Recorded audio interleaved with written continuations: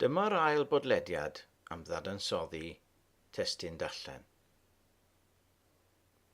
Pa fath o ddarnau darllen fydd angen i chi eu dadansoddi yn yr arholiad? Yn uned 2, haf 2017, dyna'r rai enghreifftiau. Graff. Tafle ymwybodaeth. Poster. Cyfweliad. Gwefan. Colofn wythnosol y cylchgrawn golwg. Dyma gwestiwn A4 o'r un arholiad. Esboniwch sut mae'r poster yn llwyddo i berswadio gan gyfeirio at y darn darllen i gefnogi eich sylwadau. Mae'r geiriau esboniwch sut yn glyw mawr bod angen dadansoddi. Felly yn gyntaf, torwch y darn yn wahanol rannau i edrych arnyn nhw. Pa ddarnau? Teitl ac is-deitl. Mae yna restri. Addurniadau, ond dim lluniau. Print bras, print lliw. Sawl ffont gwahanol. Cefndir D. Print italig.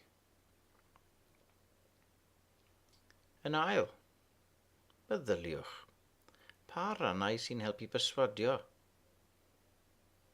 Restri. Print lliw. Dim lluniau.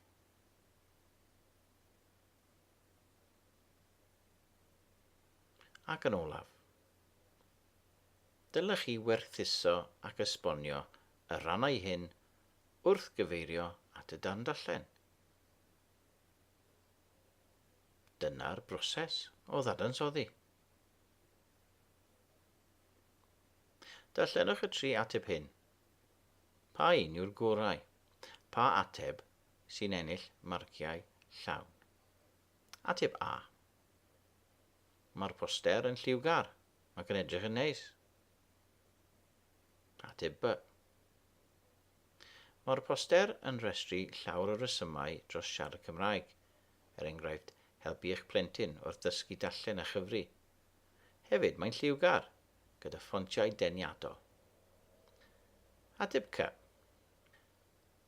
Mae'n dweud yr un peth ag ateb B, ond hefyd, yn ychwanegu, mae restru cymaint o resymau amrywiol fel hyn yn ceisio perswadio'r ystod eang o bobl, myfyrwyr, cyflogwyr neu rhieni.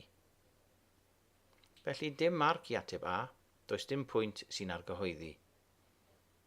Dim ond un marc i ateb B, mae'n nodi pwynt ac hefyd mae'n dyfynnu, ond does dim trafodaeth am effaith.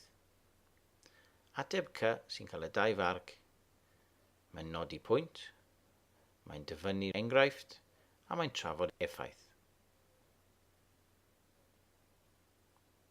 Bydd angen dadansoddi'n llawer mwy manwl wrth ateb cwestiwn hir, ac hefyd bydd y darnau yn llawer mwy heriol. Gwylioch y podlediad nesaf i ddysgu termau i ddadansoddi darnau darllen. Diolch.